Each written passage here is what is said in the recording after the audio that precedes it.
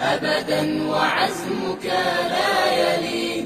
قدر من الله مضى فابسم إذا حل القضاء، لن يضيق بك الفضاء فالله مولاك المعين. قدر من الله مضى فابسم إذا حل القضاء، لن يضيق بك الفضاء فالله مولاك المعين. الصبر نور ويقين، بالله در الصابرين. نعم الأخي ولا تهن أبدا وعزمك لا يلين. الصبر نور ويقين، لله در الصابرين. نعم الأخي ولا تهن أبدا وعزمك لا يلين. انظر بلاء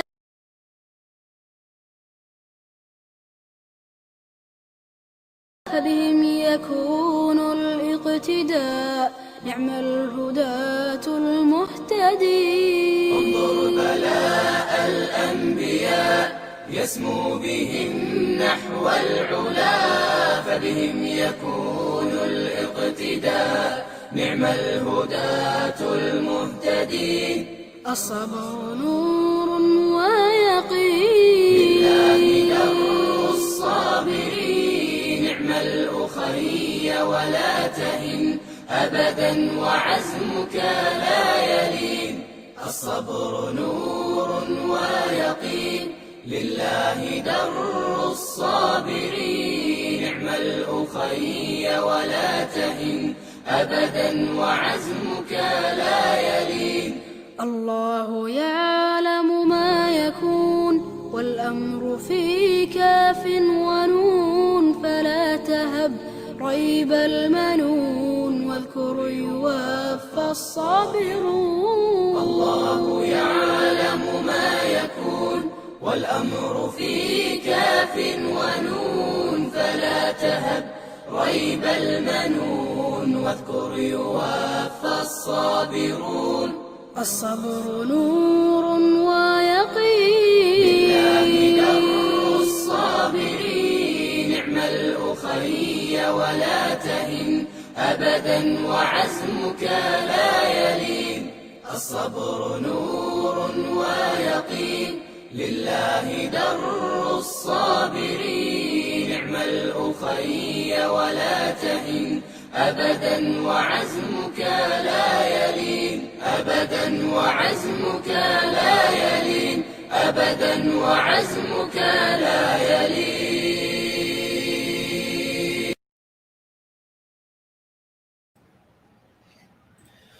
الحمد لله رب العالمين، الصلاة والسلام على سيدنا Muhammad wa ala alihi wa sahbihi ajma'in. Dear brothers and sisters, assalamu alaikum wa rahmatullahi wa barakatuh. Welcome to Islamic Oasis Live.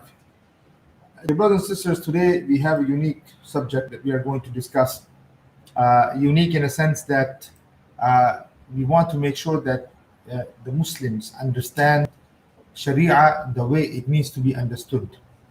What makes Sharia such an amazing and viable system? How is it that it will last till the day of judgment?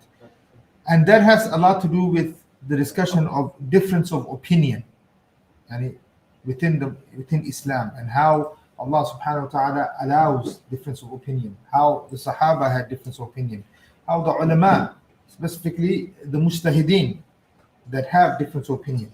So inshallah today, bi'idhnillah ta'ala, we have an amazing guest, a scholar, a teacher, friend, Asim Kazi. Sheikh Asim Kazi is on with us today, inshallah. We will be discussing with him this very important topic, a topic that must be and needs to be understood by the Muslims as a whole, specifically the leadership of the Muslims, the ulama of the Muslims. Of course, the ulama understand, but at the same time, we even see the ulama fall in this trap of not understanding the reasons or how to take care of, how to deal with difference of opinions and how they emerge. So inshallah, we will get right into the subject due to time. Sheikh Asim Kazi, Assalamu alaikum wa rahmatullahi ta'ala wa barakatuh, ya Sheikh. Wa alaikum salam wa rahmatullahi wa barakatuh. Jazakallah khair for inviting me. Jazakallah khair. Sheikh, let's get into the topic right away, inshallah. And the topic today, as we mentioned, is difference of opinion and how does it emerge. So if you can start us off just to kind of, so we can get this rolling, what is difference of opinion? And what does it mean? It's a huge subject, first of all. It's not a small subject that we will be able to cover as a whole today, but inshallah we'll leave with some understanding regarding the difference of opinion, or we hear the word in Arabic ikhtilaf, which means the differences or difference.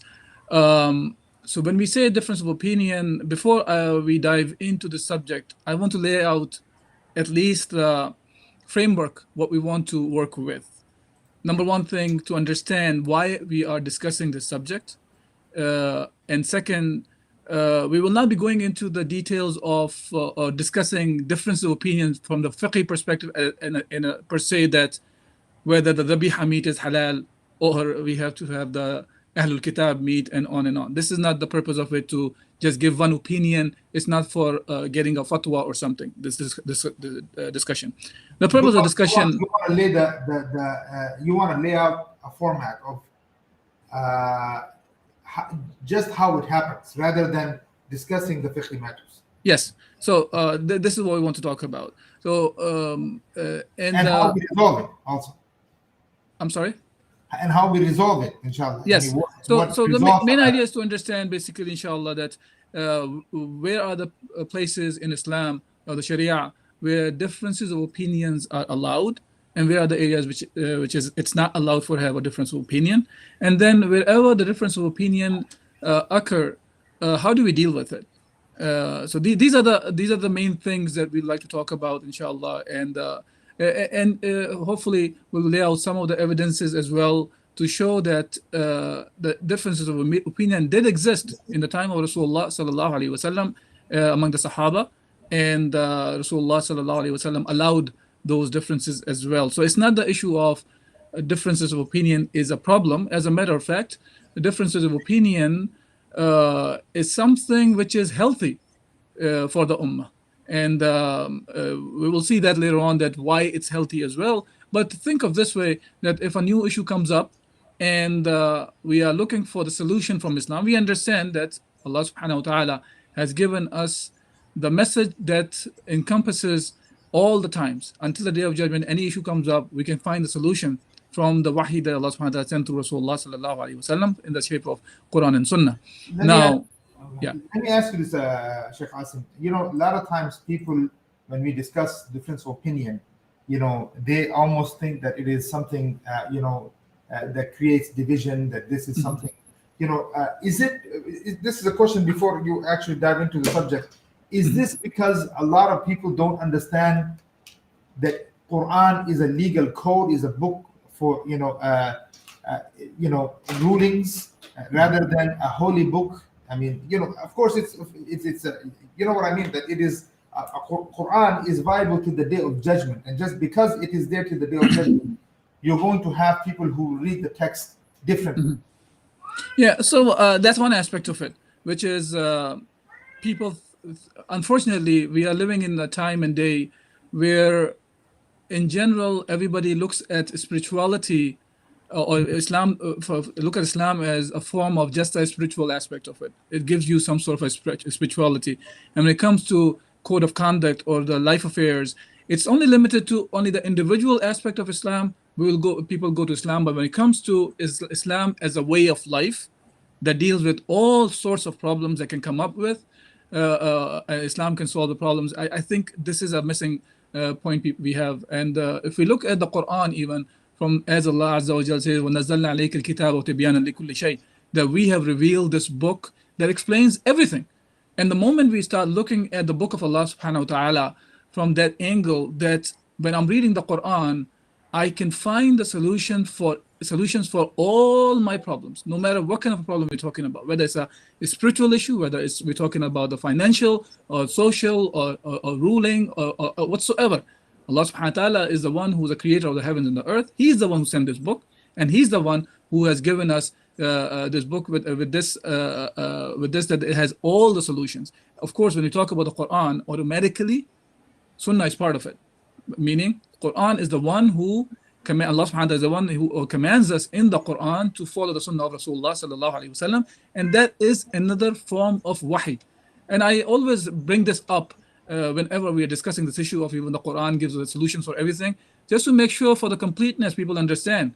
It's not we are becoming Quranist or something, the one who are rejecting the Sunnah of Rasulullah sallallahu alaihi wasallam. No, Sunnah is another form of wahi from Allah subhanahu wa ta'ala as well. So that point of view has to be in the mind, that Islam is a comprehensive way of life, and it's not, we don't look at Islam from the secular perspective, meaning thinking of Islam as something like it just deals with me, my spirituality, but when it comes to my conduct of life, I go back to the man-made laws. This is not the way Islam is. Islam gives the solutions for all the things.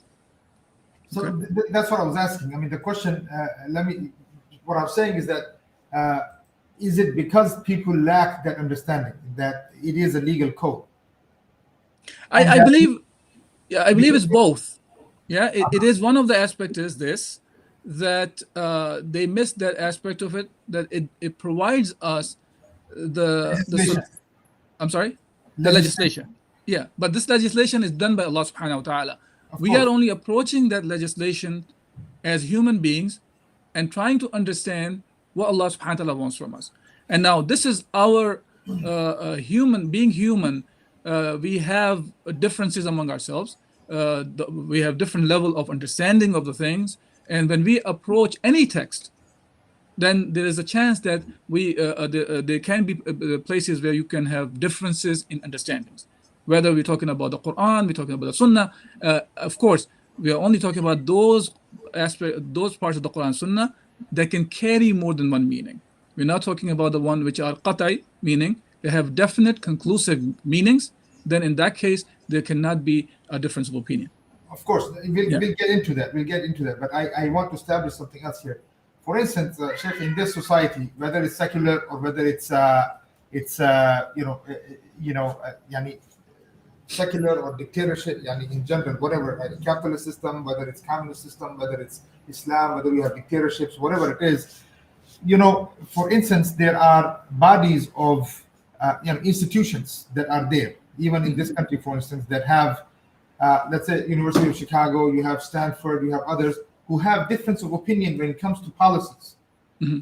Right? They have a structure. They say, well, of course, different schools can have difference of opinion, and that's the reason for having these schools, so they can look at problems and be able to see all the problems from every perspective.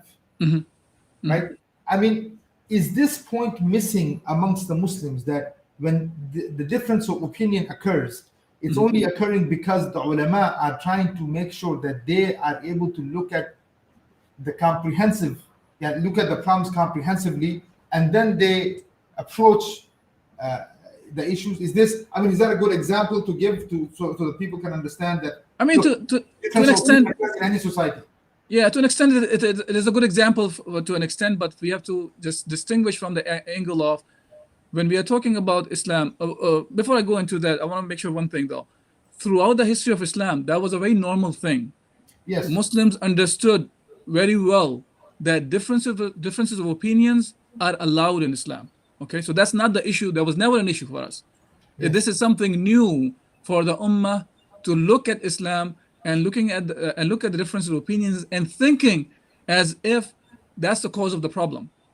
That's not the cause of the problem. Actually, that's actually a cause that helps us to refine our opinions when we are looking at especially the new issues. We're not just saying the first opinion anybody ends up with and this is it, and nobody can say anything about that opinion anymore. No, Islam was never like that.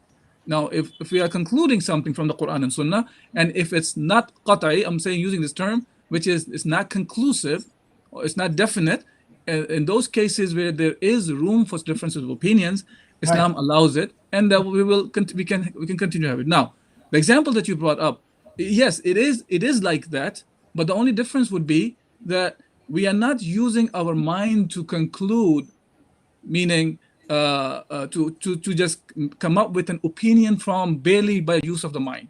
Rather, we're using the mind to understand the wahy. And for us, the main source of right and wrong, or halal and haram, comes from the wahy. Yes, mind is used to understand what Allah Azza wa Jal wants from us in those scenarios or situations that we are coming up with, whether it was in the past, whether it's today, or whether it will be in the future. Okay, so Sheikh Asim, how important, for instance, I guess there's two questions I have. One is that, alhamdulillah, the Muslims, when the new issues come, right, Muslims do look at ulama and they want them to give them a solution. It's something that we still, alhamdulillah, we have. But the ummah does say, hey, what is the opinion in Sharia? What does Islam say? And this, and the second question, if you can also answer this, why is it that the Muslims do look, when the new issues come, they look at the ulama to give them the legal and the illegal of it, but then the institutions that make this happen, we don't have. You see what I'm saying? I mean, the ulama in general, they're giving us, okay, this is halal, this is haram. But the thing is that the institutions that were set to do this at all times, they don't exist as a state, as an institution. Well, why Muslims don't look at that, but they still want the legal yes or no? Yeah. So there are a couple of issues here, right? One is, of course, when you're saying institution, obviously sometimes it comes to the mind as if you're saying some university or some madrasa is sitting there and that's passing the fatawas, which exist actually, right? So there are many madaris or universities are out there who will give you the fatwa that you are looking for, or whatever the question you have. Inshallah, they'll be able to give you what Islam says about that. What is missing here is the institution that you're referring to is the one that actually keeps the harmony among the differences of opinions that exist among the people. What I mean by that is there are variations in differences of opinions, right? It depends on what type of opinion we're talking about.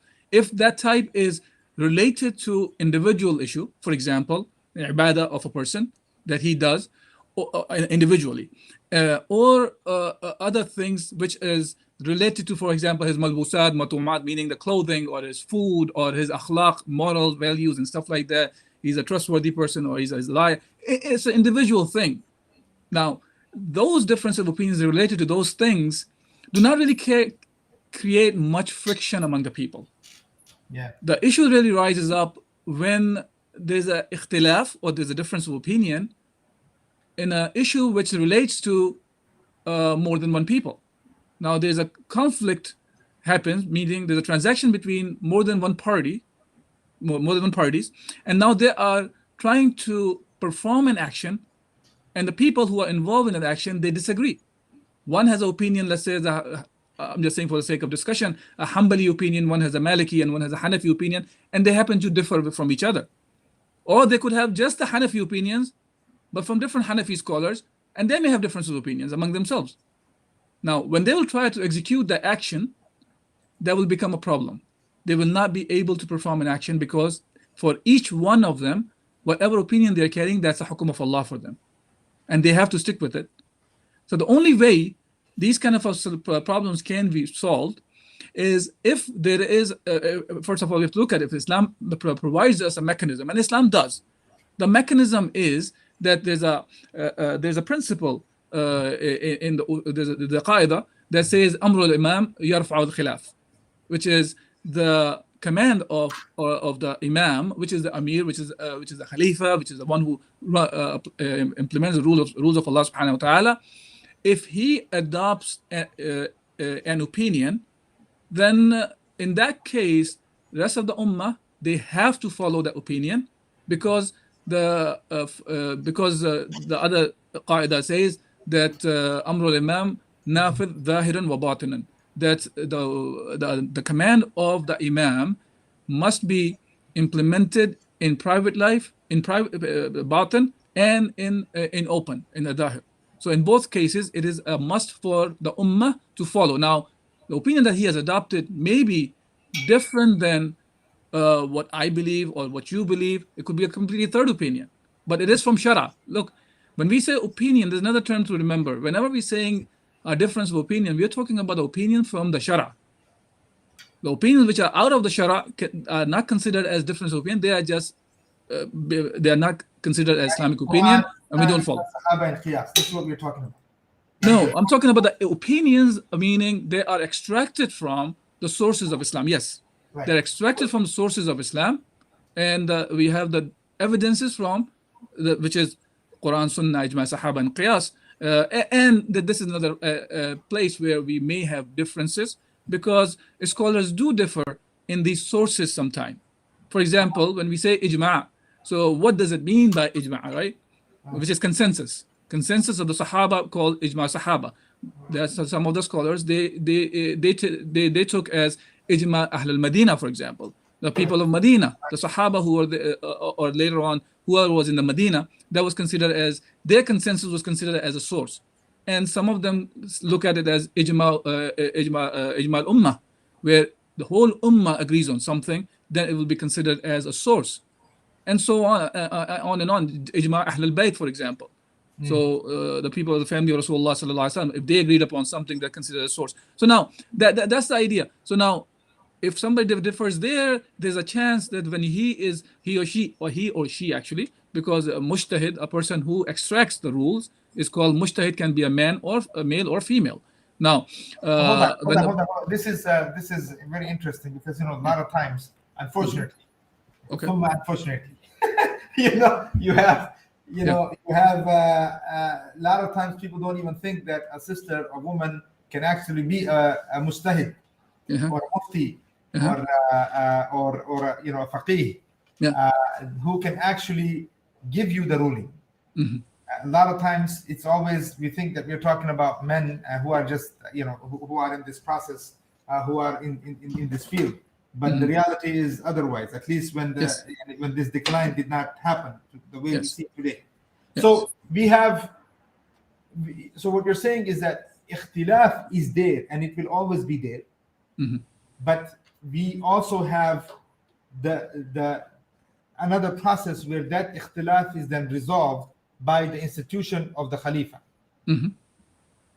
Because in that case, it's an obligation for the Ummah, and this is how it was always the case. It's not something we would like to resolve it this way. This is what we see throughout the history of Islam, actually. Even in the time of Khulafai Rashidin. When we say Khulafai Rashidin, talking about Abu Bakr Siddiq, Umar al-Khattab, Uthman, Ali, Hassan, radiallahu anhum, their time also, we see, and later on as well, when they adopted an opinion, or Sahaba had differences. Like, I'll give you an example. Simplest example was in the time of Abu Bakr Siddiq radiallahu anh.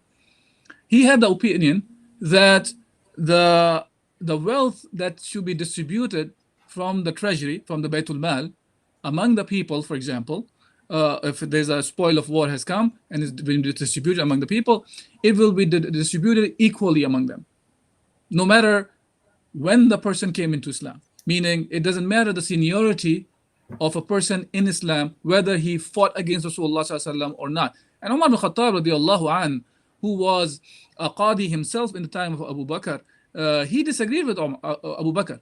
But because Abu Bakr was the Khalifatul Rasul, the successor of Muhammad sallallahu alaihi wasallam, in that case, it was an obligation on Umar to follow him, even though he presented his opinion.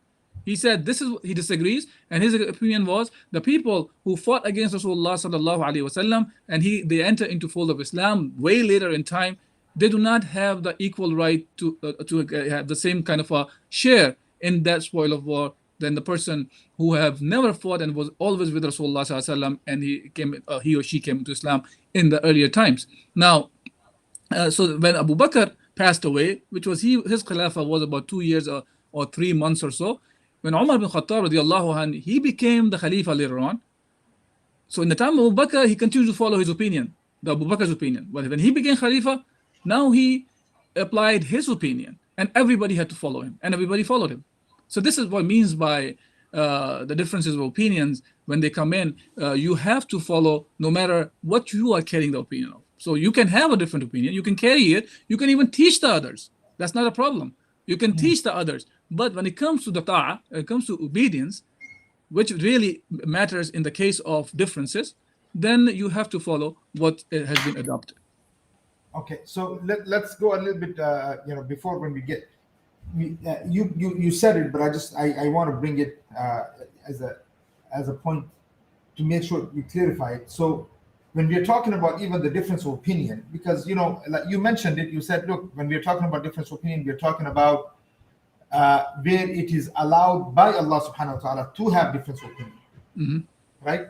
Whether when it's not a qat'i issue, when it's already has been clearly legislated. So can you give me an example of that where you cannot have a difference of opinion, period?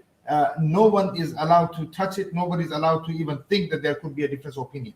Sure. The Khalifa cannot, the ulama cannot, no one. Yeah. So for example, when it comes to the basic aqaid, right? The basic creed of Islam. When we say we believe in Allah Azza wa Jal, we believe in Muhammad sallallahu alaihi wasallam as the final prophet, and Quran being the word of Allah subhanahu wa ta'ala. So when we talk about the basic creed of Islam, if anybody comes up and say he disagrees or he has ikhtilaf in this issue, for example, like in the case of Indian subcontinent, there was a guy named Ghulam Ahmad Qadiani. So he claimed to be a prophet. Now, he claimed to be a prophet. Now, that action itself can throw a person out of Islam, because now you are talking about, you are going against the basic creed of Islam, which is qat'i. There is no difference of opinion about this issue, that Rasulullah sallallahu alaihi wasallam was the last messenger, and there will be no more messenger after Rasulullah sallallahu alaihi wasallam. So this is when it comes to these kind of aqaid, like for example, or the issue of, for example, Jannah and Nar, existence of malaika, existence of jinn, for example. These are qat'i issues. So this is Allah subhanahu wa ta'ala, we can get it from the text of the Quran and the Sunnah, and there was never another opinion regarding this issue. And if somebody does come up with this any other opinion, that will be considered as an invalid opinion and can cause a person to be out of Islam as well, when it comes to the basic aqaid when we're talking about. That's one aspect. Aqidah issues, there is no difference of opinion, period. Because aqidah is built on the qat'i, on definite text from the Quran and the Sunnah, and it has to be by meaning and by the reportage. Both of them have to be qat'i. So this is all right. So when it comes to aqidah issues, and because what you mentioned there is no. So for instance, when the ayat, you have go ahead. Well, it could be. So this is one of the aspects, right?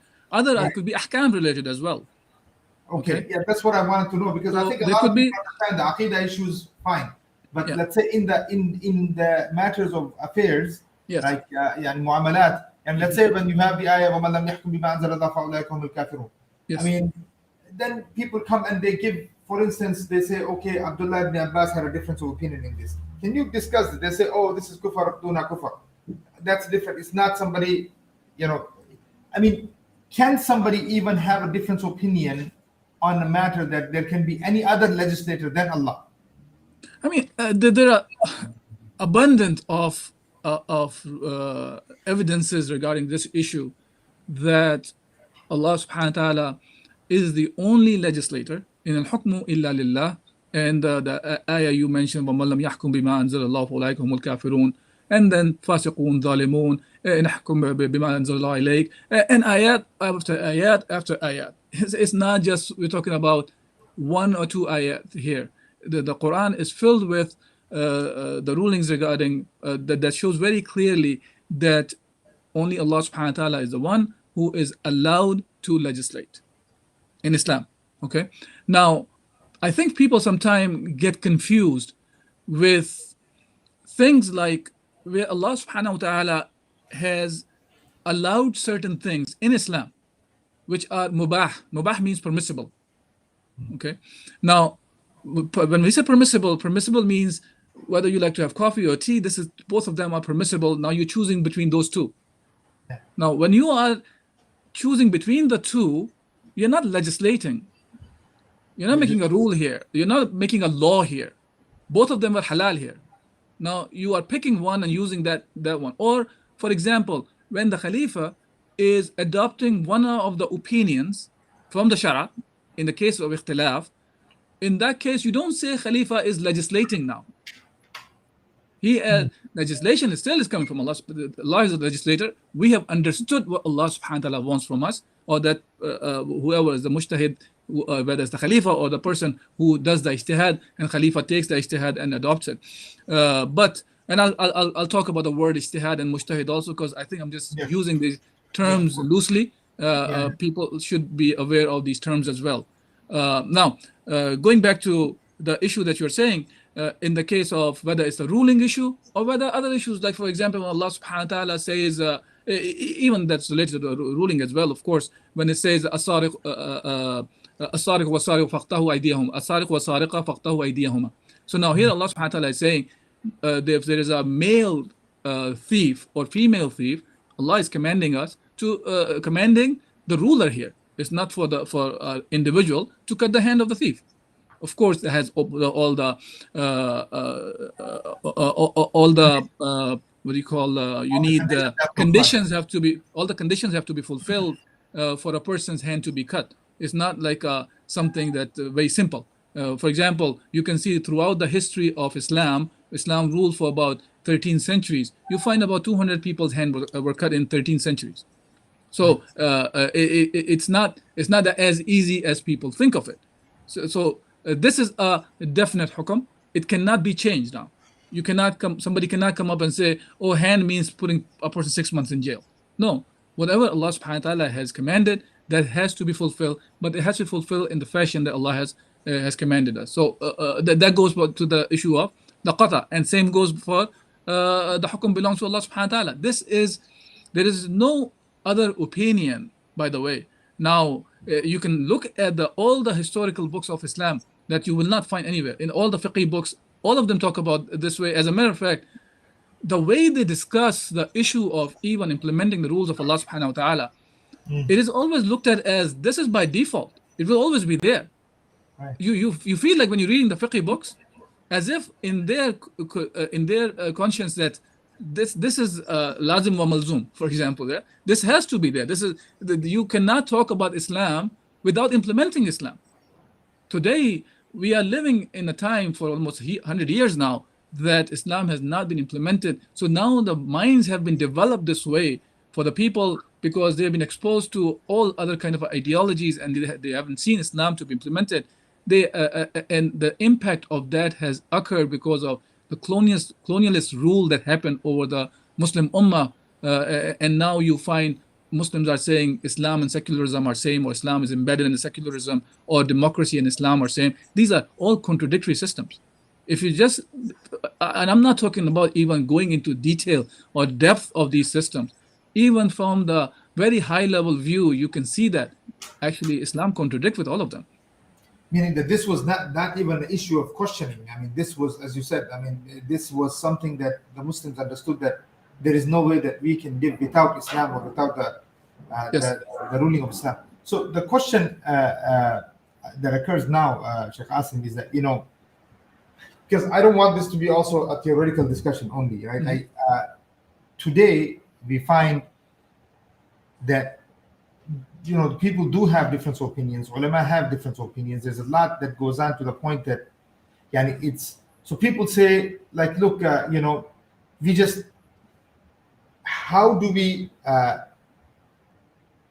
what can we do to resolve this matter? Now, let's say that the Khilafah does not exist, which is an unfortunate situation. And now, without it, you do have different opinions. So is it that we are going to live in this chaos and that people will continue to just have different opinion and there'll be no unity amongst the Ummah? Or is it that we have no other choice but that we have to bring about that institution? That's the only way that unity will happen amongst the Ummah. Other than that, we're talking theory. Mm-hmm.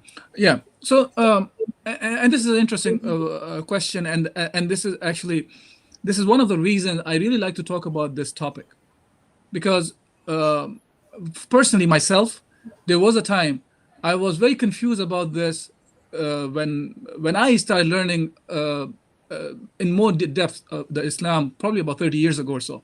So when I was learning, and I happened to have a teacher at that time who had this view of as if the Ummah will be united when we will agree on all the opinions. Meaning, we take these differences away, and then the Ummah will be united. Okay? And it's stemmed from, by the way, a very simple thing. For example, the Salah. Okay? And we see people, when they are praying, and you can see in the masjid that you go to, some people will be probably, I'm sitting right now, but some people will be probably putting their hands here on the chest, some will be on the navel, and some of them will probably have their hands not even tied up, right? So they'll be on the sides. Now, that was kind of a strange when I started learning about Islam, that why the Ummah is even so different, even in these basic things, because Salah is considered as one of the basic things, and even that you find that people are praying differently. So should we have a consensus on that, meaning everybody should be praying same? And it happened to be that brother, may Allah subhanahu wa ta'ala protect him, but he was saying that as if his opinion was the only opinion. Unfortunately, this is how he was presenting at that time, and his say was, if you follow the Quran and the Sunnah on the footsteps of the Sahaba, automatically you will only have one opinion. While when I studied more further, I realized when people say this thing, the opinion of the Sahaba or understanding of the Sahaba was something, well, Sahaba differed themselves also. So that was an invalid statement to say that this will take away all the differences. This does not take away differences, as a matter of fact. Okay, so but is that also not understanding that I know I cut you off, but is that also not understanding how human being works by itself? I mean, how can you have in one home you will have three different opinions on any matter? Well, what do you mean by the human beings work? Yeah, how the meaning, when you look at a situation, when you look at a problem, right, or when you look at any text, you may look at the text in so many different ways. Isn't that something normal? I mean, that you can't go away from? Or is it that, okay, no, I have to only look at the text this way? I mean, that's something normal in human societies, is what I'm saying. Yeah. So as I said, when it comes to even looking at a text, right? So you can see that there are some parts of the text can only be seen one way, and there are parts of the text that can have many meanings. So let's not think of this way, that you can have difference of opinion in everything, right? Or there cannot be any difference of opinion. They're both incorrect, actually. So there are places where you cannot have difference of opinion, and there are places where you can have differences. So yes, the places where Shara allows to have differences, yes, you can have within the family. People may differ in looking at the very same text, right? Like even in the English language, there is a phrase, expression is like this, right? A man hit the boy with an umbrella. Now, it depends how you look at it. Somebody might think the boy was hit with an umbrella, or the boy was carrying the umbrella and the guy would just hit him, whichever way he hit him. You see what I'm saying? So the way, Yeah, that's what the same sentence can be looked at in two different. It depends on how you look at the sentence, yeah? Now, similarly, we can find in the life of Rasulullah sallallahu alaihi wasallam as well. When Rasulullah sallallahu alaihi wasallam, he actually commanded the Sahaba who were going to, Rasulullah send them to Banu Qurayda. Okay? And he told them that لا يصلين أحدنا العصر إلا في بني قريظة. He told them, do not pray Salatul Asr until you are in Bani Qurayda. Now the Sahaba say, فَأَدْرَكَ بَعْضُهُمُ الْعَصْرَ فِي الطَّرِيقِ. So on the way, when they were on the way, it was time for Salatul Asr. So they said, we have to pray Salatul Asr now. The other Sahaba said, well, Rasulullah said that you cannot pray. They said, Rasulullah said, pray when you are in Banu Qurayda.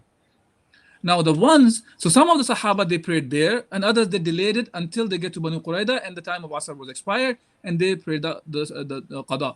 Now, when they went to Rasulullah sallallahu alaihi wasallam and they mentioned what happened, and Rasulullah sallallahu alaihi wasallam, when he heard about the hadith of فَذُكِرَ لِلنَّبِيِّ صلى الله عليه وسلم فَلَمْ يُعَنِّفْ وَاحِدًا مِّنْهُمْ. Rasulullah did not rebuke to any of them. Why? Because the one group who prayed before getting to Banu Qurayza, which sometimes people might think, oh, they went against the command of Rasulullah. No, they did not. Because they understood it as hurry up and get to Banu Qurayza before the Salatul Asr time expires. So make sure you pray your Salatul Asr in Banu Qurayza. This is how they understood. So since the time was expiring, so they prayed before that. While the other took it literally, as Rasulullah said, pray when you get to Banu Qurayza. So whether time goes or whatever happens, they prayed over there. So they expired, the Salah time was expired, and they prayed over there. So see that there can be differences, and there were differences. As one of the examples I just mentioned, in the life of Rasulullah sallallahu alaihi wasallam, he was presented with that, and he accepted both of them. Okay, so yes, Yeah. it is normal. In this, okay, so who are the people who? I mean, obviously, I can't do it. I mean, who are the people who, let's say, in the case of the Sahaba, I guess somebody could ask a question. In the case of Sahaba, okay, they understood the Arabic language. I mean, I don't know if there was a scholar amongst that group that made some type of, ijtihad on the statement of the Prophet sallallahu alaihi wasallam. And can you explain that? Because I mean, Yeah. today, who can do that? I mean, it's not like, unfortunately, we don't have the type of people where they could actually understand the statement of the Prophet. I mean, we have the people, but we don't have that many, probably. Yes, that's the correct I statement. mean, it's not an unfortunate common thing. Yes, yeah. So the point first to understand is the text of the Quran and Sunnah, which is been given, which is that Rasulullah sallallahu alaihi wasallam presented to us. It is the khitab is for all the ummah, okay, over there, meaning the address is the whole ummah. So we all have to understand that what Allah subhanahu wa ta'ala wants for our actions, any action that we are going to undertake, we need to know what is the hukum of Allah subhanahu wa ta'ala for that action, right? Now, I'm jumping, so some of the things, of course, we cannot cover everything here. I'm using this principle to just mentioning because, it. I don't want people to think that, okay, a group left and they took basically the matter in their own hands to understand it the way they wanted to. Yes, this is true. So we have to understand that this is not just anybody can do whatever they feel like, and they'll be doing that. Rather, you have to have the knowledge, the correct understanding of the issue, correct understanding of the wahi, to know what Allah subhanahu wa ta'ala wants. Now, so let's start with that. All of us are mukallaf. Mukallaf means we are accountable for our actions that we are undertaking. Now, because of that, we have to know what does Allah subhanahu wa ta'ala wants pertaining to our actions. Now, the reality that we are in, as you just said also, that not everybody is capable of understanding what does Allah subhanahu wa ta'ala wants from us for all our actions.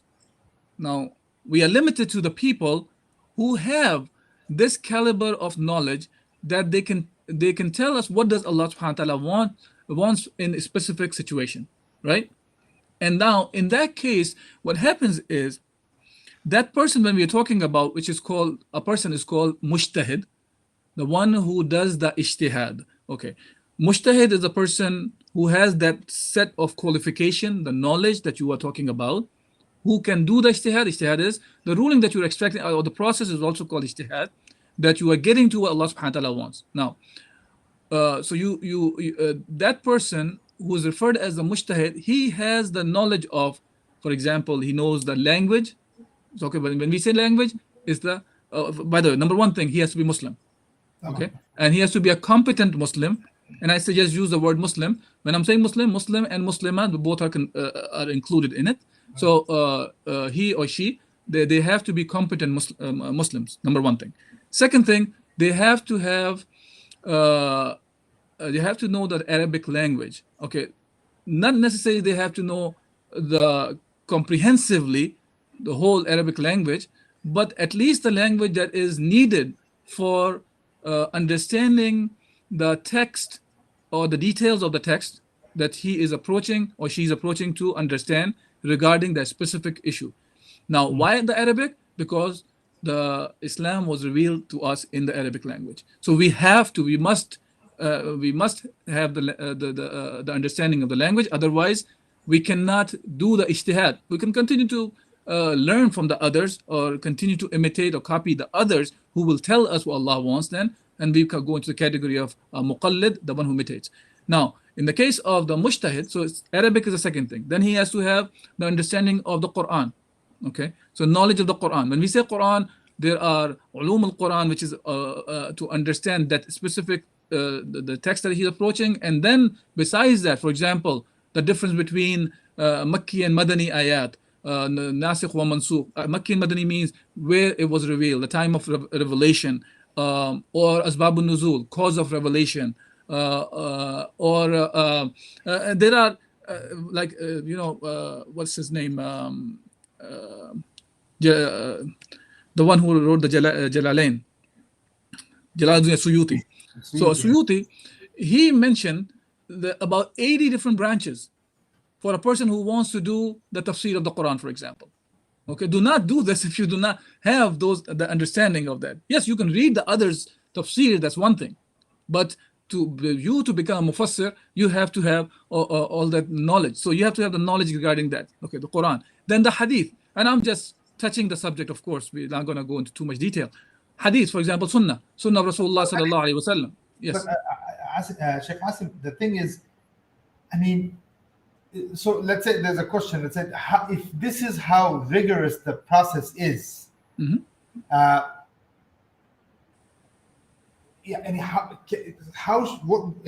can people actually expect answers quickly, or is it every question will go through this process, and then by the time they actually get an answer, the event is over, and they don't even need the answer anymore? Yeah. By the way, before I answer this question, I am not able to keep up with the question. I'm hoping that you are looking at it or somebody else is looking at it. Right? I am, but I am also. Go ahead. Okay. So first of all, to understand, we need to know what is the hukum of Allah subhanahu wa ta'ala for any action that we are undertaking. Okay? This is the basic thing that we should always remember. All right, good. All right. So you're saying that if you were any action you were about to take, you should have already known what needs to be done. Yes. The halal and the haram of it. Yes. So for example, you want the wasting of the time. Okay, I got you. Yeah. You want to get married. Okay? You were never married, so you need to get married. Now, since you want to get married, you must know the rules and regulations of the relationship between husband and wife, okay, or the children that you are going to have, to how to raise the children. So all that information that is related to your actions is a must for you to know. Now, whether you are capable of finding the answer by yourself or not, you are still a mukallaf. You're still a responsible, accountable person in front of Allah subhanahu wa ta'ala.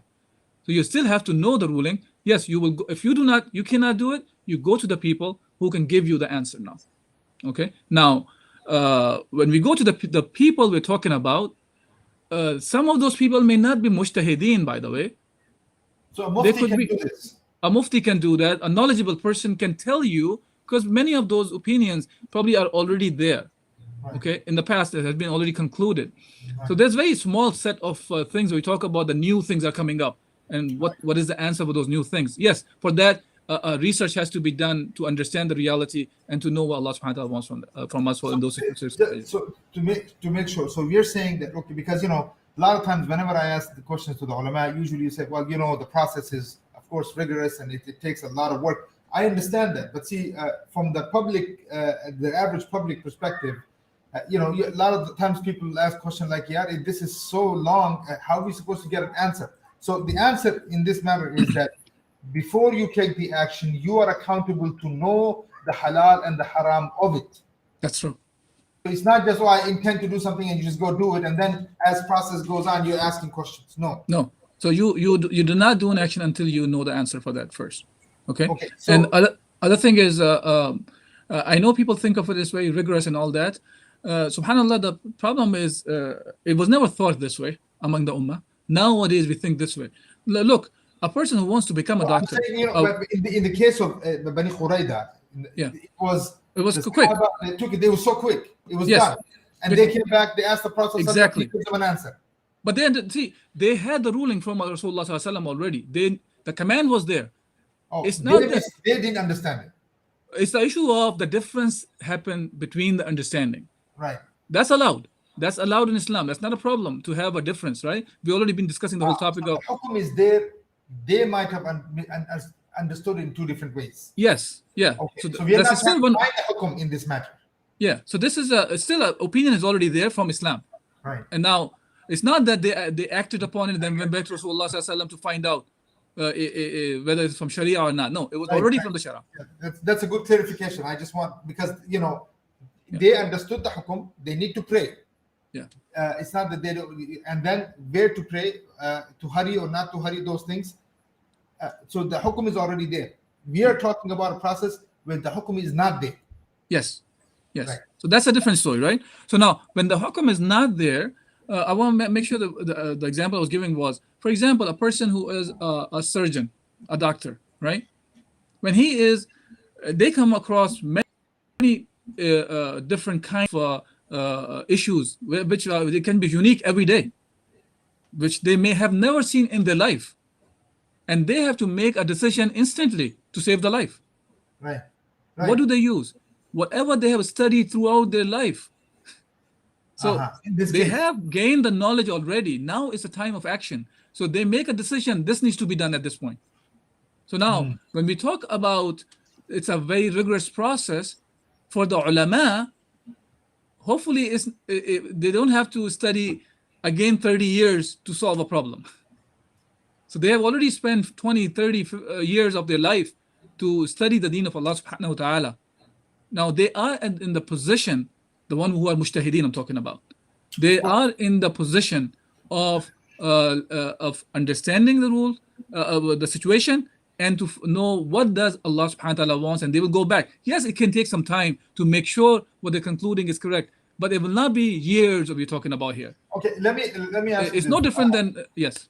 Look, here's the thing, Sheikh Asim. You've been through the whole different process of school studying with different, ulama and things like this. We are talking about, usually these things happen when we are discussing, mu'amalat. As you said, majority of the people, they may know the issues of the aqidah, and they're not, and no one is constantly going back and questioning, is Allah there or not, right? The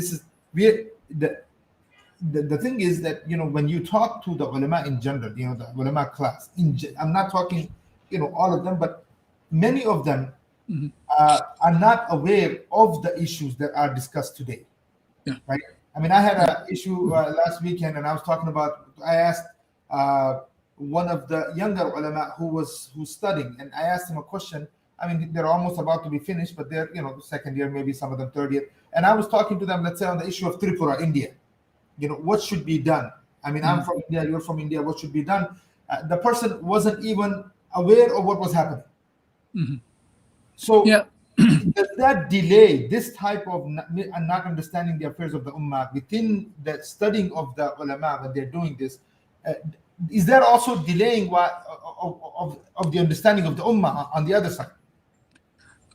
Look, before I answer the last part of the example that you brought up, let me go back to the original part of the question. Number one thing is, when we talk about the solution for any issue, that let's say you're approaching a alim, or when we talk about alim, we're talking about mujtahid, let's say, you're looking for an answer for a situation that has come up. You want to know what Islam says about that. Well, he cannot say anything about the situation unless he knows the situation itself. He has to know the reality of the reality that has been presented to him.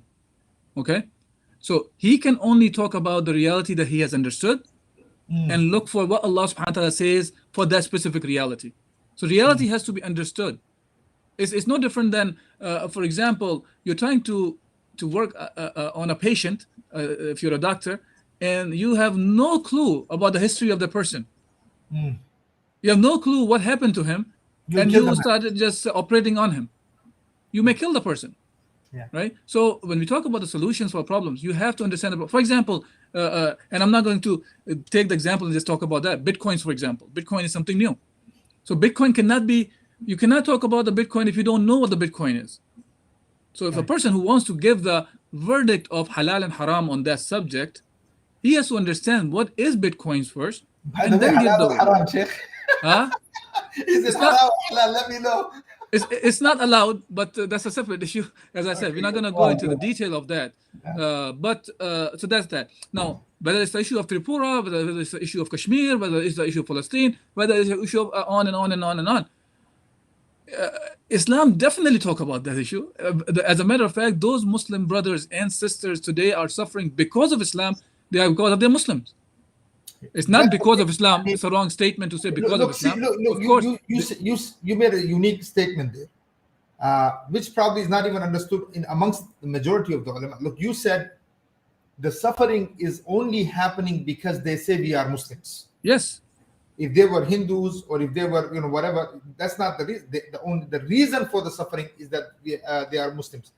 But the Muslim, the ulama, they are looking at this issue. Sometimes are not even looking at the issue, and if they're looking at the issue, they're looking at it from an Indian nationalism, whatever perspective. So that's even. Wouldn't that actually even make the Muslims over there feel like, okay, then let's not even discuss this as an Islamic issue anymore? Mm-hmm. Yeah. Because they're not. No one wants to look at this issue. The ulama that need to be looking at this issue are not looking at it the way they themselves are. Yeah. So it's a look. So they are suffering. The people I specifically mentioned, they are suffering because they are Muslims, because they say La ilaha illallah Muhammad Rasulullah. One. And on top, and because Islam does not exist as a ruling, a way of ruling, or as a state, there's nobody to protect them, and it's not the Muslims who are suffering because of the absence of Islam in a practical manner. Non-Muslims are also suffering because of that. Okay, Muslims are suffering for the specific areas I talked about because they say La ilaha illallah Muhammad Rasulullah. Okay, and the others are suffering because of the absence of Islam. So it's again, both of them are suffering because of absence of Islam from that angle, but Muslims are under the microscope like that because of their saying La ilaha illallah Muhammad Rasulullah. And now, because they are trying to make that as nationalistic issue, or the borders that have been created between the ummah by Sykes-Picot agreement or whatsoever agreement, nation state, whatever they came up with, and they divided the ummah into 55 plus states today, and they're continuously dividing. And they've been told, Muslims, unfortunately, they think of those borders as sacred borders. I don't think the ummah believes this way, but the ones who are ruling over them, they want to make sure people think this way, and they're continuously pushing this agenda among the Muslims, so they continue to think this way. This is our national issue, our specific country's issue, and on, rather than thinking this is the issue of the ummah, and ummah has to stand up and take care of this issue. But this understanding, unfortunately, is I don't want to say it's not there, but it has been clouded. I would say there's a smoke screen has been created, and there's a confusion is there among the ummah, unfortunately. Because I'm going to ask you one final question, then I'm going to have to go to the questions that are being asked on the side. But one question was that, especially when it comes to the some ulama, for instance, they said that, look, the issue was that we were trying to save the sciences of the Islamic sciences in areas, especially where Islam is under threat. The Muslims are constantly under threat. So what we wanted to do was save the sciences, so rather than create conflict with the existing state. I mean, you see what I'm saying? They said, okay, we want to save the science, this ulum that we are teaching. If we don't even, if they don't even allow us to teach this ulum, then Islam is gone. So is it that, is that a right statement? Is that the mindset that we should have, that, okay, that look, do we want to create a problem with the state, or do we want to keep continuing at least to be able to teach Islam? And that Islam where a scholar doesn't know what is the reality next door to him. Look, I think the way I look at it, and we all understand this is what Allah subhanahu wa ta'ala wants from us as well. Look, when we approach Islam, simplistic, I'm going to give in a very simple answer. When we approach Islam, we have to approach Islam, the wahy of Allah subhanahu wa ta'ala, in the manner to understand what does Allah wants from me. We should not be approaching the Sharia, should not be approaching Quran Sunnah to find out where can I cut the edges or whatever it's called, the corners, and I can smoothen my life in a manner that my boat continues to sail. The issue is not that. At the end of the day, we are all accountable in front of Allah subhanahu wa ta'ala. Okay?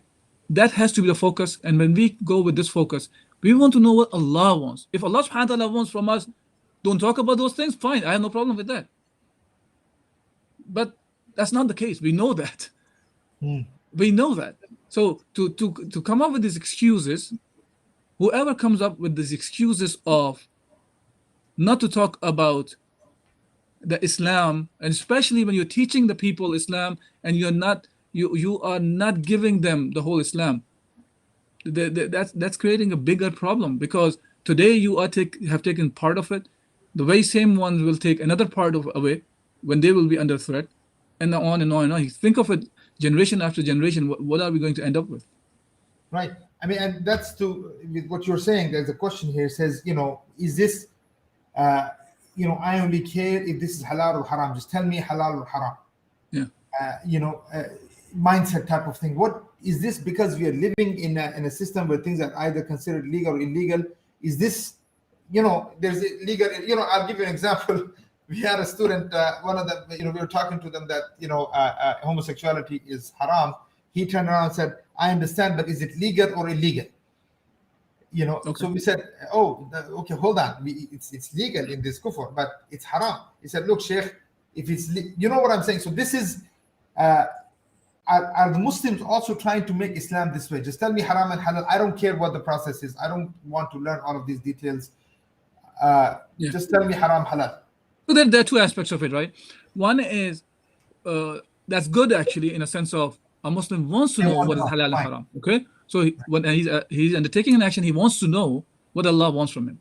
So right. now to limit ourselves to that only do's and don'ts kind of a scenario, halal or haram, halal and haram, and on, continue on, and you don't learn yourself what it is, then you are limiting the number of people who are learning about the deen, and obviously then the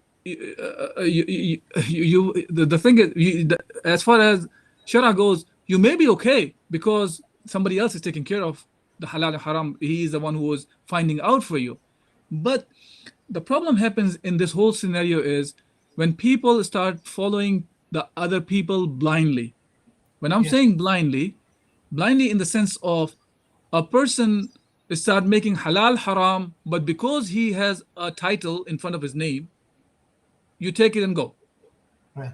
This is where the problem starts. Not looking for actual evidence.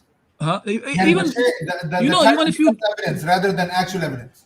Even if you do not give the evidence, it's allowed in Islam for example, an alim to give an opinion, say this is what Allah subhanahu wa ta'ala wants, because he's thinking the person who is asking the question, even if evidence is given, he may not understand it.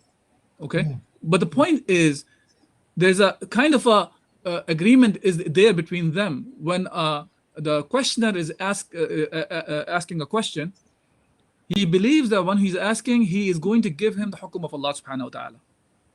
Okay, and the one who's giving, he's putting all his effort to give him the hukum of Allah regarding the issue he's asking the question. Up to that extent is okay. But what happens is, in this course, if we take, like Allah subhanahu wa ta'ala says in the Quran, right? They took their ahbar, their rabbis and their monks as their gods, as their Rabb. And when it was asked to Rasulullah by Adi bin Hatim, he said, but we did not do it. Rasulullah said, well, did you accept whatever they made halal is halal, whatever they made haram is haram? He said, yes. And Rasulullah said, that's what it means by making them as a Rabb. You're making them as a God. So if a Muslim also goes in the same footsteps, then they are following the Bani Israel the same way. Meaning they make their scholars the same way. If they say haram is halal, it's okay for them then.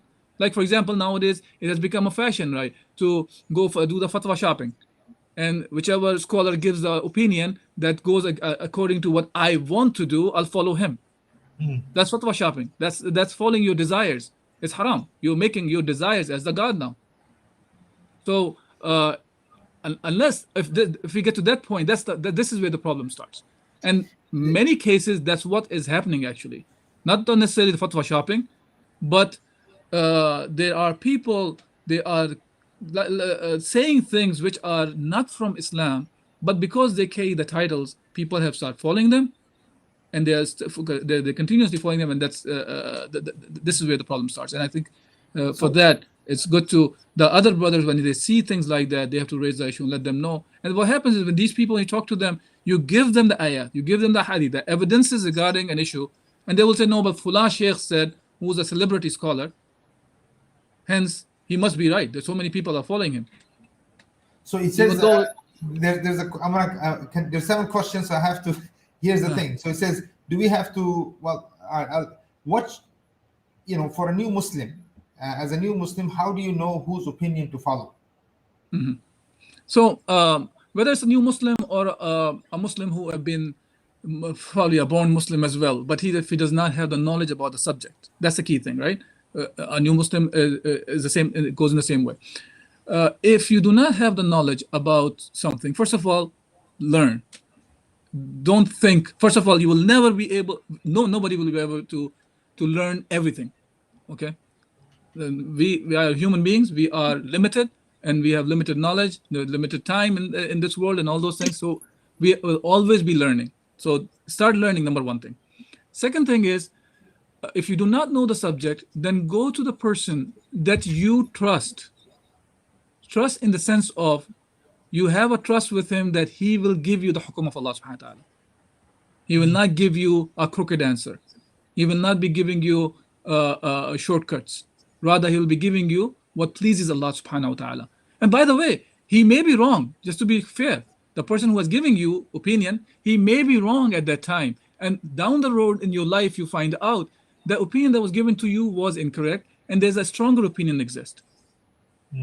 And once you realize the opinion was stronger, then you go to this one. So you can follow, as a new Muslim, you can rely on those brothers at that time, brothers or sisters at that time, until you are able to understand the deen by yourself also, or you can find the opinion by yourself. There's another question here. Is there a difference of opinion on calling the Christians and the Jews kuffar? Some people say we could not call them kuffar. Is this an issue of belief or ruling, or both? This is a normal, actually, Surah Al-Bayyinah is very clear about this. If you look at this. Yeah, لَمْ يَكُنْ الَّذِينَ كَفَرُوا مِنْ أَهْلِ الْكِتَابِ وَالْمُشْرِكِينَ. So the thing is, when it comes to the kufr, first of all, the kafir term is it's a term Allah subhanahu wa ta'ala has used. Okay, in the Quran, in the Hadith, Rasulullah sallallahu alaihi wasallam made a very clear distinction between the ummah of Rasulullah sallallahu alaihi wasallam when he went to Medina and the ones who were not following Islam. So these are two different. There's a distinction for many different reasons. There's a reason for when you are implementing the rules of Allah subhanahu wa ta'ala, you have to distinguish between the people who are Muslim and non-Muslims. Now, a kafir is not a derogatory term per se like that. It's not to, like you're insulting, trying to insult somebody or that. This is Allah subhanahu wa ta'ala use the term for the people who do not believe. Okay, and Allah has given this choice. How else are we going to differentiate? Yes, no, but the thing is, unfortunately, I was going to give the khutbah today about the subject. My mind changed at the end. By the way, this subject itself, which is about the issue of a lot of time, and especially when now these days of Diwali or Christmas and all this Passover, all those days are coming, and now many of the Muslims, they be thinking of, oh, we should go and celebrate with them, and this way we can do the dawah, okay? Right. And don't use the term kuffar or something because you are insulting them or something. No, look, first of all, they don't care. What is the term that you have, or Islam says, well, Allah subhanahu wa ta'ala has used the term, because they don't believe in Allah subhanahu wa ta'ala. If they believe in Allah and you're calling them kafir, there's a problem with you then. So they're not Muslim, and for the person who is not a Muslim, Islam uses the term. Allah subhanahu wa ta'ala uses the term, hence we use the same term. Now, that's all I can say about this. But I think the people are trying to do these things as they think that we may be able to find some soft spot Right. if we talk like this. The thing is, I think it's not that you're finding a soft spot. Actually, you are. We are being. I think we are not sincere to them by giving them the message as is. Right. We You have to wanna convey the hide message. yeah. Yeah. You're actually hiding Yes. being hypocritical actually. So there is And it's another not good for you, and it's not good for them, because Right. it's not good for you because Allah subhanahu wa ta'ala will hold you accountable. It's not good for them because they were never given the right message. Right. So And it's worse if they find out the realities and then they come back and yes. it's actually so what is what is a short list of books a beginner should read to understand Usool ul-Fiqh? I find one of the books is a very, very good book. It's very simple. Obviously, there are a lot of complicated books are out there, which are a lot of them are in Arabic. For that would become a problematic thing for many of the listeners here. But in English, there's a very well concise book which is called Usool al-Fiqh, Studies in Usool al-Fiqh by Iyad Hilal, and another brother whose name is Bayrawi. I can send you the link. It's available online. If you just search for Studies in Usool al-Fiqh and look for the name Iyad Hilal, PDFs are available. Okay, so Iyad So I would Hilal. start with that. It has all the basic terminologies are in place in simple English and comprehensible. Yes. All right, and then it says so are you saying don't what in the okay, so because when you mentioned that Arabic language is a must, of course, in order to be able to study ijtihad or do ijtihad or understand why difference of opinion occurs. So it says, do you have or do we have to follow? Are you saying that don't learn the Quran until we learn the Arabic language? No, I'm not saying that. Look, what I'm saying is, if you want to be in the position of the one who can extract the rulings by yourself, language is a must, number one thing. That's what I'm saying. Now, besides that, even for a person who may not become a mujtahid, for example, the one who will extract the rules, learning the language will open so many doors for you that most of our work is available in Arabic language, actually, okay, in Islam. Yes, it's translated in English, in Urdu, in Farsi, Persian, and Hindi, and on, many different languages as well. And you can, until you are able to learn the language, yes, go read those books which are available. Even the meanings of the Quran available in the language that you understand, or the tafsir, commentary of the Quran, commentaries of the Quran which are available in the languages that you can understand. I don't know which language. I'm assuming we're talking about English only right now. So in English, many of the tafsir or the commentaries of the Quran are available, and they become very useful. As a matter of fact, even the ones who know the Arabic, even for them, they go to those commentaries to understand. Yes, those commentaries are written in Arabic. That when you translate from Arabic to English, you lose something always. Yeah, because it becomes the person who, the way he understood it, he will translate like that, right? Like go back to simple hadith that we talked about. The Sahaba understood the very same thing in two different ways. Right. So now when you translate, there is a chance that you may lose something. So hence, then obviously you can think of it. If you want to do the job of extracting the rules, you must know the language. Yeah. So I'm not saying that you cannot approach the Quran until you learn the Arabic. Yes, you go read the Quran still in the languages that you can understand the meaning of it. The point is, the one is not in Arabic, it's not the Quran. It's just the meaning of the Quran.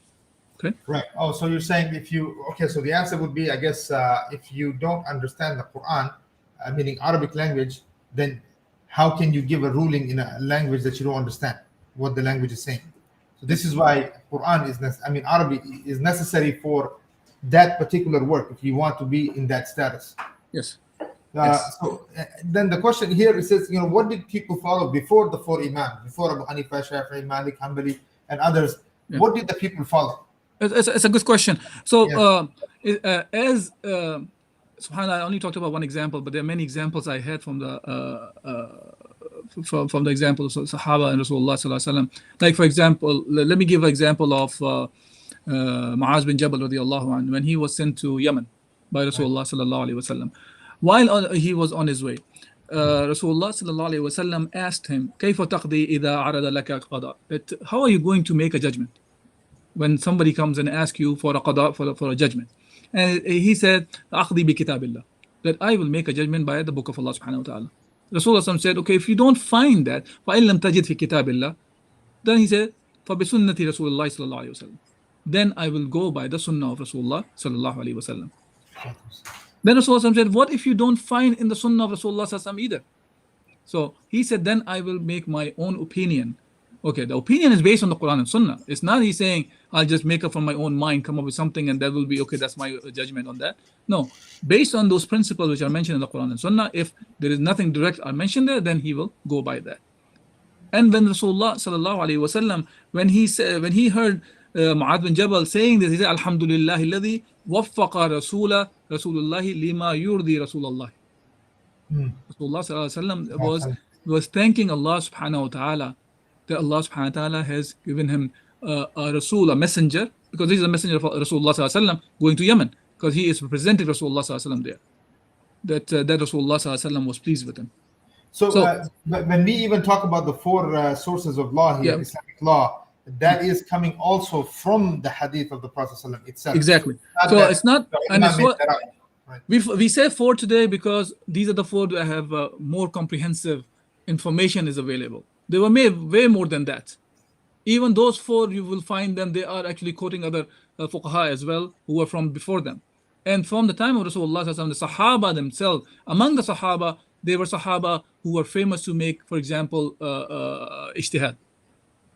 Okay, among themselves, Abu Bakr, like four Khulafai Rashidin, the Abu Bakr, Umar, Uthman, Ali, the four Khulafa, they were famous for that. And besides that, Abu Musa al-Ash'ari, Ibn Abbas, Ubay bin Ka'ab, and on and on. These were the Sahaba, they were famous for making Ijtihad. And Aisha radiallahu anha herself as well, by the way. So these were the people who were making Ijtihad among the Sahaba. And among themselves also, they used to have things like this. If one has given an opinion, then other will give up the opinion for their opinion, because they thought of him in that specific field, he was more stronger. So before the A'imma, I mean, before we have the A'imma, so there were other, first of all, you do not have the schools of thoughts per se like that, but it was like more of a knowledge existed. Language, for example, was there. Right. Everybody was speaking the language. One, Quran was revealed in front of them. Sahaba, for example, I'm talking about. So for them, they were aware of the Asbabun Nuzul, why the ayat were revealed. Or in the case they did not know, they were asking the other Sahaba about that, the ayah or the hadith or the incident that happened. So they were aware of. And similarly, when we said the language they were aware of, they were aware of the rules of the language also. So there are many things within the language. We say, just simply say it's a language. For example, even in English language, amongst the Sahaba themselves, they were prominent Sahaba who were known as scholars amongst them. Yes. And the Prophet ﷺ said, for instance, if you want to learn Quran the way it was revealed, go to Abdullah ibn Mas'ud, for instance. Yes. Right, or to Salim, or to. So this was meaning even the Prophet ﷺ is indicating, saying that go to these people if you don't see me. Yes, and similarly, among the Sahaba, they were aware of them. Even after Rasulullah passed away, they were aware of them. Who to go to? Want to go understand, have the understanding of the Quran, tafsir of the Quran, go to Ibn Abbas, for example. Okay. Or if there's an issue of, for example, inheritance, right, go to Zayd bin Thabit. Okay. So he was famous for that. So that's what I meant by that. In general, about judgments, about when you're making judgments between the two parties. Ali radiallahu anhu was famous for that. You find that Umar is asking Ali, what do you think about the issue? While he's the Khalifa. No, it's just, I think people get confused because, we don't see, like, for instance, now you have Hanafi, Shafi'i, Maliki, Hanbali, Laythi, Zaydi, and Jafari, and stuff like this. You don't just see, like, Abdullah ibn Mas'udi, for instance. You don't see, you don't see that. I think why the people say, why do we have these imams and then we don't have? Yeah, so if you understand the issue of the madhab itself, when we say Hanafi, for example, right? So when you say Hanafi, it does not mean it's Abu Hanifa's opinion. I think many people are confused with this also. Right. When somebody says it's a Hanafi opinion, it could be, by the way, it could be from Abu Hanifa, but not necessarily it is from Abu Hanifa. It only means the person who has extracted the rule or did the ijtihad, he used the principles set up by Imam Abu Hanifa. So his madhab, Imam Abu Hanifa was the mujtahid mutlaq. Mujtahid mutlaq means that's the one who has his own usool principles. Right. So his principles were followed to extract the rules. So now this person, even though he's a mujtahid, but he is following the usool of Abu Hanifa, hence this new ijtihad that came out of this person, that will be considered as a Hanafi opinion. Because of the principles followed by Abu Yeah. Hanifa. Or And established by Abu Hanifa. yes, and within the Hanafi opinion, for example, I'm just going to give an example of Hanafi because many of them probably understand Hanafi other than the Maliki, Shafi, and Hanbali here, maybe, but just for the sake of examples, anyways. Imam Abu Hanifa had two famous, referred as students or companions, which was Abu Yusuf, Imam Abu Yusuf rahimahullah, and Imam Muhammad rahimahullah, right? So yes, so these two were the famous students of Abu Hanifa rahimahullah, right? Now, these two students, they were considered as Hanafi scholars. They differed with Abu Hanifa also for opinions. Sometimes they differ among each other. Sometimes they differed. Both of them differed with Abu Hanifa also. Yeah. So, but their opinion is still considered as a Hanafi opinion. You see what I'm saying here? Even though the opinion contradicts Abu Hanifa, but the usul principle used by them was also the Abu Hanifa's principles, hence it's called Hanafi. So now, when we say Hanafi, don't think of it, we're talking about just four, or Aimma, or these four schools of thought, we're talking about four scholars only. Right, of course. We're talking about hundreds and thousands of scholars who have passed in between. All right, so here's the thing. I mean, as we know, we're not going to be able to finish this here. So we're going to have maybe part 2 and part 3, because this is a very, very interesting, conversation. This has to, we need to do this. We must do it. It's not, we need to, we have to actually set it up and we have part 2 and part 3 continue on this, because I mean, to tell you, I probably touched no more than 4 or 5 slides. We have this whole thing in front of us, and we have to still go into so much of sources, principles, how the principles are deduced. And I would really love to do this with you so that people actually learn what that rigorous process is. And make the people aware of the knowledge that is needed in order to do this work. Why we say it's so tough, to get to be able to extract rulings. So here, inshallah, Sheikh Asim, wallah, jazakallah khair for being here, for helping us and understand the deen of Islam. This is a favor by Allah by itself, that Allah subhanahu wa ta'ala uses people to teach his deen to others. May Allah subhanahu wa ta'ala always keep you in that status where you are always teaching the deen of Allah subhanahu wa ta'ala. And of course, you're going to be back bi'iznillahi ta'ala. Again, jazakallah khair for your time and your and making this beneficial for us. Barakallah feek and jazakallah khair for giving me the chance to talk. And anything good came out of it is from Allah subhanahu wa ta'ala. And anything I made a mistake is all from my own weakness. And on that note, brothers and sisters, jazakumullahu khairan for attending. Inshallah, that you continue to tune in every Jummah on live on this discussion. I apologize, it did take a little long, but the subjects are, these are serious subjects, brothers and sisters. These are serious matters. These are things that we as Muslims must know and understand in order to understand our deen. And unfortunately, it's rare to have resources like the way we have Sheikh Asim and Mufti Nadeem and others that we're trying to bring and put in front of you. So please, take the time to learn, because Allah will ask that these are resources given to us and we did not use them. Again, Jazakumullahu khair for attending. See you next time. Assalamu alaikum wa rahmatullahi wa barakatuh.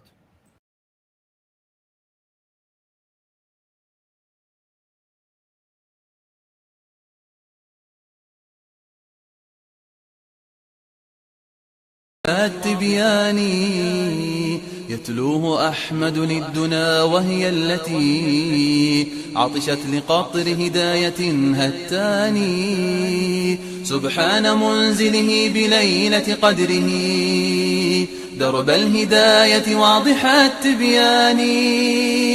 يتلوه أحمد للدنا وهي التي عطشت لقطر هداية هتاني. هابت به وزهت بنبت زروعه حسنا وآتت أكلها بتداني.